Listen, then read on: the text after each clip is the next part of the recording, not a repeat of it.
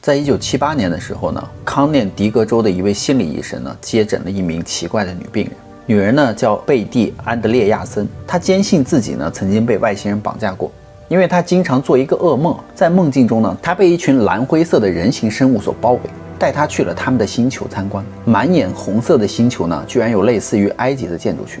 那么建筑群上扒满了奇奇怪怪的生物，而这些梦境呢，一遍一遍重复着，似真似幻，支离破碎，深深地折磨着她，困扰着她，让她痛苦不已。所以为了探究真相呢，心理医生就对贝蒂进行了多次催眠治疗。在梦境中呢，他在医生的指导下断断续续的就讲述起了10年前的真实经历，这才让一段可怕的外星旅行事件得到了曝光。其中的内容之科幻已经完全超出了人类现有的认知。让我们进入今天的故事，贝蒂·安德烈亚森外星球探索事件。Hello， 大家好，我是宇哥。Hello， 大家好，我是小唐。在1967年的1月呢，南阿什伯纳姆是一座终年笼罩在薄雾中的美国马萨诸塞州北部的一座小镇。晚上的6点半呢，贝蒂照例和他的家人一起吃晚饭。突然之间在没有任何的预兆呢，餐厅的灯光突然就灭了，一抹淡淡的粉光呢从后窗户亮了起来，随后呢渐渐变成了血红色。就在这个时候，5个人形的生物从光团桌隐隐约约的就走了出来。他们的个子不高，迈着笨拙的步伐，像是一群穿着万圣节服装的小孩。自从他们一出现呢，贝蒂就看到自己的亲人一个接一个的倒下呢，昏迷不醒。只有贝蒂还能够保持着清醒的意识。然而接下来发生的事情却让他几乎快要昏厥过去了。原来在那个时候房门是关着的，但那几个人形生物竟然可以毫无阻碍的从里面穿了过来。最终呢，他们就呈现在了贝蒂的面前，形成了一个半圆。那么这些外星人的身高呢，都在165公分以上，看起来像是蓝鸟人。为什么这样说呢？因为贝蒂记得他们都是戴着一副手套，但却只有3个手指，一双靴子呢和一件深蓝色的紧身衣，还有一条浅蓝色的腰带呢系在胸口，左手臂上呢都别着一枚袖章，袖章的造型呢是一只展翅欲飞的鸟儿。那么贝蒂说，这些怪异的人形的眼睛呢又大又凸，几乎占据了他们的半边脸，而且他们眼睛大，没有耳朵，没有鼻子，而且他们的嘴呢没有嘴唇，看起来呢就像是一条干枯的缝隙。再加上他们的头呢呈倒梨形，配合着那诡异的五官，看起来就挺吓人的。关键是这些诡异的外星人到底是朋友还是敌人呢？这就决定了贝蒂的安全呀。但是贝蒂的思想行为都和普通人不太一样，他自有主见，为了保护自己的家人呢，他必须保持冷静。那么他到底是怎么做的呢？贝蒂先是迟疑了，不敢上前去，他绞尽脑汁就思索着。突然他那强烈的基督的信念就从脑子里冒了出来，向他提供了理论依据嘛。就是也许这帮人就是天使呢，因为天使能够穿墙而过嘛，并在水上行走。然后呢，脑子里不断的就想到了圣经上的话呢，要招待陌生人。所以贝蒂呢在想，这是不是上帝给他的考验呢？他就开始鬼使神差的为这些外星人准备食物，甚至拿出了烤肉。不过外星人突然叫停了贝蒂的行为。惊人的是，外星人并不是用语言叫停的，而是通过一种心灵感应的方式与贝蒂进行了交流。他们告诉贝蒂我们不吃人类的食物，我们只吃用烈火检验过的知识。对于基督徒来说，真理是什么呢？那就是圣经嘛。所以贝蒂目光就转向了茶几，从上面拿起了圣经，转身呢就把它递给了那个头头。作为交换呢，他们也递给了贝蒂一本小小薄薄的蓝封皮的书。那个自称是夸兹嘎的外星人呢，从他手中就接过了圣经，捧在手里，用另一只手在这个书上方挥了挥，就这样就出现了好几本圣经，还比原来那些厚。接着呢，他就把那些复制本就给了旁边几个人，他们一人拿了一本，他们一页一页的翻阅着手中的书每一页都是空白的，白的发亮。这时候贝蒂呢也开始翻看他们给他的小蓝皮书了，前3页也是雪白的，白的发亮。那么翻开到了顶部是银灰色的形状的一个线圈的图案的一个物体，它有一个轮子，轮子里面呢有4件东西。他说我也不明白这到底是什么呀。我把书翻完了以后合上了书，那些外星人实体的眼睛便注视着他了。于是呢他们就开始了思维的交流。贝蒂就问，你们来这儿干什么呢？外星人说我们是来帮助你们的。那你又愿意帮助我们吗？那贝蒂就说，我怎么帮助你们呢？外星人说，你能跟我们走一趟吗？那贝蒂就说，那你们是从上帝那儿来的吗？你们总是说来帮助人类，为什么呢？而外星人就说因为人类在自行毁灭，你跟我们走一趟好吗？贝蒂就说，那如果你们来这里是为了帮助我们并且是真的从上帝那儿来的，我愿意跟你们去，但是你们不要骗我。这时候外星实体呢，用有催眠力的眼光呢，就盯着他的眼睛他的抗拒力就会越来越弱。他们又缓慢地邀请他说你跟我们走一趟好吗？这声音在他的心灵深处不停地回荡。最后呢，贝蒂回答好吧。在他说完好吧之后呢，突然之间贝蒂像是被神秘的力量就吸了过去，一下子就飞到了那个人的背后。刚站稳呢，他们就开始朝门外走去，而贝蒂竟然也跟他们一样穿过了门板。此时贝蒂已经不再是用脚走路了，他发现自己的双脚离开地面好几英寸，身体腾空，与劫持他的外星人一起飞快地行进。贝蒂说全身有这样的感觉了，浑身上下仿佛一点重量没有，特别的奇怪。他说我们来到了房子外面他又惊奇地瞪大了眼睛，因为在他的家的后院有一只带起落架，中间部分鼓起来的一个椭圆形物体。贝蒂就带着敬畏的心情注视着那个出现在后院的奇异的飞行器，他又很快由吃惊变为了忧虑和恐惧。夸兹嘎的外星人仿佛觉察到了这一点就跟贝蒂说你放心。然后他就做了一件奇怪的事情，他说你可以相信我，你瞧这艘飞船。说着呢，他不知道用了什么方法，这个飞船的底部突然之间就变成了玻璃一样的透明状，连里面的构造看得一清二楚。而此时呢，贝蒂呢就认出来里面有些装置和他刚才看到的那个蓝皮书里面画的一模一样。那飞船底部呢有玻璃球，样子像雕花的玻璃器，还有壁状的装置呢，将这些玻璃球与旁边的另一些形状的部件连接固定在一起。那么这些部件能够沿着一个形状像车轮内胎的那种装置旋转，轮胎装置里面呢有灰色的物质，还有像水一样的液体。贝蒂就问那到底是什么呀？而外星实体说我还要让你看一些东西，跟我来。那这个飞船呢就在那一瞬间又恢复了原样，像是金银的那种器皿一般。夸兹嘎就面对那艘飞船的飞行器扬了扬左手呢，顿时飞船上是出现了一个开口。飞船上呢有3个台阶，贝蒂呢悠然的就飘进了一间小仓储室。进了房间呢，他说屋内有一个台子大概像是什么镜子一样的东西。外星人就说请你换下衣服吧，里面呢给他准备了一套白色的衣服，就像是医院里病人穿的那种。那么接下来当他换完衣服之后，贝蒂就被迫接受了身体检查，身上是各种被扎针。而外星人说你如果难受的时候呢，你就向他挥挥手。那么说来也奇怪，就在贝蒂挥挥手之间呢，他突然就感觉说不那么痛了。不过话说回来这些家伙们这么折腾他呢，到底是为什么呢？原来他们打算是带贝蒂回他们自己的星球参观的，就像我们如果进入另外一个国家的时候有时候需要做个身体检查。不过星际旅行可不像我们想象的那么浪漫，因为一路上根本什么都见不着。而贝蒂呢还像是一个罐装的水蜜桃一样，他们要求贝蒂坐下，一个透明的罩子呢就把他从头罩到脚就给罩住了。而且他们正在把一些冰凉的东西往这里面灌。外星实体就告诉贝蒂说要他泡到一种液体当中去，这不会让他淹死的。为了帮助他呼吸呢，外星生物还给了他插了2根管子，一根呢插到他鼻孔，一根插到嘴里。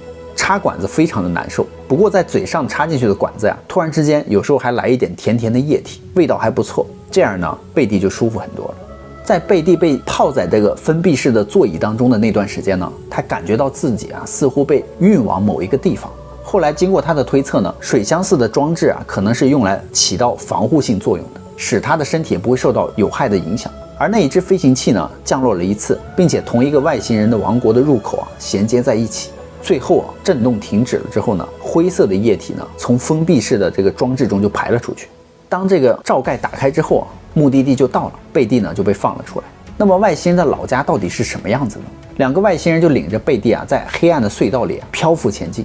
外星人的银白色的服装在黑暗中发亮，虽然只能照亮他们跟前的道路，可是贝蒂去借着那微弱的亮光就看到了那个隧道呢是在岩石里凿出来的。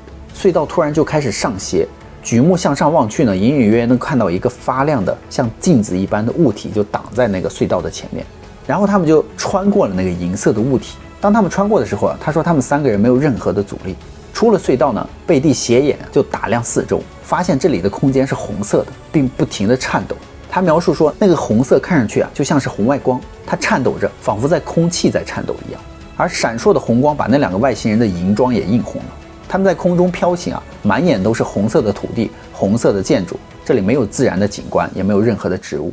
贝蒂惊得目瞪口呆，他突然间看到许多的生物在建筑上爬上爬下，而这些生物呢有2只眼球，数量还很多，看上去非常吓人。它们长着干瘦的胳膊和腿，但是身子呢却是有点圆鼓鼓的。它们的眼睛能够转到任何一个方向去观看，就像是猴子那样爬上爬下，而且它们非常的迅速，轻巧地围绕着建筑物爬进爬出，到处都是。那么那些古怪的生物没有脑袋，从躯干上伸出来的这个肉啊，最顶端上面就长着2只眼睛。他们3个人啊，从那些可怕模样的动物旁边经过的时候啊，贝蒂的心砰砰直跳。他就问这些外星人，他说他们是谁？可是那2个外星人啊，没有告诉他。周围到处都是这些生物，还盯着他们看。不过那2个外星人带着贝蒂飘行的速度非常快，不一会儿呢，他们就又穿过了另外一面镜子，就进入了一个绿色的区域。这里的景色就非常的优美了。他们仍然啊沿着跑道行进。贝蒂从道旁的远处啊看出去，好像出现了一片水汽或是海洋一样。道旁不知道是鱼还是什么别的生物啊，看上去呢像是鱼和鸟长在一起的那种动物。四周呢似乎都是雾气，但光线却是很亮。他说因此我可以看见那些鱼。而贝蒂低着头观看着那种奇形怪状的植物，还有被雾气笼罩着大片的水以及远处的建筑群。所以这个浩瀚广大的外星国度啊，使他惊叹不已。他不由自主的就想到了传说中的地下王国。而美丽的绿色光线呢越来越亮，奇异的各种各样的植物的样子呢像茎干，是环形的，都是绿色的。突然之间呢，贝蒂和那2个一前一后同他行进的这个外星人猛然站住了。前面纵横交错着许多跑道，他们让别的物体先通过。贝蒂目瞪口呆的就望着前面出现了一个白色的物体。他说我也不知道那是什么呀。很快呢，白色的物体过去之后，他们就又可以行进了。突然之间，一个远处啊金字塔形的那个锥形建筑就跃入了贝蒂的眼帘，他被吸引住了。那锥形的建筑的顶部啊有一个雕塑的头像，但是这个金字塔呢有些特别，它是一条边是平直的，其他的2条边呢是锯齿形的。他们在空中行进呢，从它的正上方经过的时候啊，金字塔的整条边啊，他发现都是白色的。白色呢而没有一直延伸到最顶尖的那个顶端，因为他说再往上呢就是头像了，它就成了金字塔的尖儿了。这个头像呢有点像埃及人的头部，是个普通人的头，但是这个头像的脸蛋呢非常丰满，看上去像个男的呢又有点像女的，它是半男半女，是2性的一种结合。继续往前走呢，出现了一片明亮的光，光亮中就映出了巨大的水晶似的菱形的构造的一些物体。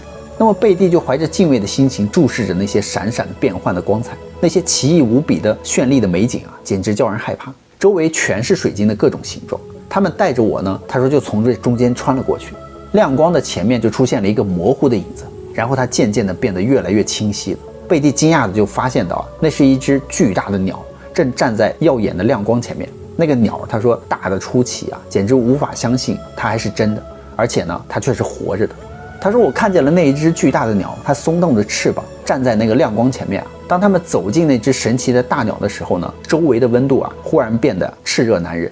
他说我就感觉到非常的热，我浑身呢像着了火一样。那个雪白的亮光从鸟的背后透了过来，越来越强，周围的空气就开始变得灼热了，然后火光出现了。贝蒂呢就感觉到了万分的炙热，不由得闭上了眼睛，然后就开始痛苦的尖叫。当他感到刺眼的亮光慢慢暗淡了下去之后啊，这炙热的温度也开始下降的时候，他才敢慢慢睁开了眼睛。可是大鸟却不见了，而鸟儿站立的地方却留下了一堆小火堆，火光呢逐渐变暗，最后化为了灰烬，看上去像是一条粗大的虫子。然后呢，更不可思议的景象啊就出现了，这条虫子居然开始慢慢的扭动，它居然活了。然后贝蒂就听到了一个很大的声音在他的右边就说啊，他们之所以选择他呢，是因为他是一个虔诚的基督徒，他们想让他把他所见的一切呢展现给世人。贝蒂听了就很纳闷啊，他说到底要我揭露些什么呢？然后那个声音就告诉他说啊，你所信仰的，你所信赖的一定都会降临。而催眠贝蒂的人呢是埃德尔斯坦医生，他是一名著名的催眠大师啊。大家听到这儿非常震惊，他们就说如果贝蒂所说的是真的，那他可能看到了就是西方传说中的凤凰涅槃了。可是这又怎么可能呢？于是他们就再一次催眠了贝蒂啊。而这一次贝蒂甚至回想起了更多的事情。他说这只鸟呢就和外星人手臂上徽章上的那只鸟一模一样，而且肯定它是活着的，因为它还在呼吸，浑身上下都呈现出一种生机勃勃的样子。火焰呢在熊熊的燃烧着，一股淡淡的清香扑鼻而来，这和科利尔百科全书中记载的凤凰涅槃一模一样。因为书里记载说凤凰寿命500年，它临死之前呢，它会用橡树上的树枝啊筑起一个窝，然后放火燃烧，在这熊熊火焰之中啊，它和它的巢穴都被烧成了灰烬。然后呢，一只小虫子呀从灰烬中就钻了出来，那么这条虫子呀最后就变成了一只凤凰。这是一种象征着不朽和复活的神性，在早期的基督文艺作品中就已经有了。那西方文化中的凤凰涅槃的景象和东方的凤凰涅槃的传说说法居然大致相同。我国神话传说中，凤凰每次死后都会周身燃起大火，其在烈火中获得重生，并获得较之前更强大的生命力，称之为凤凰涅槃，如此周而复始。所以凤凰就获得了永生，故有不死鸟的名称嘛。那么经过了这一系列的事件呢，贝蒂很快就被带了回去。当他回家的时候，一家人似乎都像失忆了一样，忘记了这件事情。而贝蒂本人呢，也只有一些模模糊糊的印象。8年后呢，贝蒂从报纸上得知 UFO 研究所正在搜集 UFO 情报的时候呢，他才隐约的记起了这件事情。所以他决定给他们写一封信，然后才有了今天的故事。只是外星人为什么要让贝蒂看到凤凰涅槃呢？那这与我们的未来又有什么关系呢？在贝蒂最后一次被催眠的时候呢，外星人通过贝蒂呢和研究组进行起了交流。对于他们我们的时空的过去、现在、未来呢都是一样的。研究组就问外星人是否能够预知未来呢？他们答案是可以的。那他又问他们说，那我如何去看呢？外星人的答案是只要你将你的心献给真理和爱，那么所有人都会看见，并且还说呢，有些人可以在很久以前就能看见，而有些人呢将永远也见不到。因为未来本来就是留给全人类的。在交谈的过程中他们也提醒人类，第一呢是科学工作者呢要掩埋过去，旧的围墙呢应该被推倒。第二点呢，他说人类本来可以变得很高级，贪婪阻止了他们的进步，那些怀有仁爱之心的人能够得到一切。第三点，他们说你们探索的方向是错误的，你们周围简单平常的物质，你们呼吸的空气、喝的水、温暖的大地、医治创伤的火，那里面都有力量被你们忽视了。第四点，他们说你们认为已经足够了解你们自己了，但事实却并非如此，你们甚至都不了解自己是如何构成的，你们不了解自己具有什么样的能力，也不了解爱的广阔。那最后呢 UFO 研究中心就对贝蒂的案件进行了1年的审查，最终得出的结论是在大量的证据面前，我们的疑虑被打消了。当然目前 UFO 和外星人呢还未被科学证实。那么故事呢，宇哥就讲完了。好啦，我们今天的视频就到这，别忘了宇哥与小唐的视频是每3天更新一期哦。别忘了订阅关注宇哥与小唐的频道哦，拜拜，拜拜。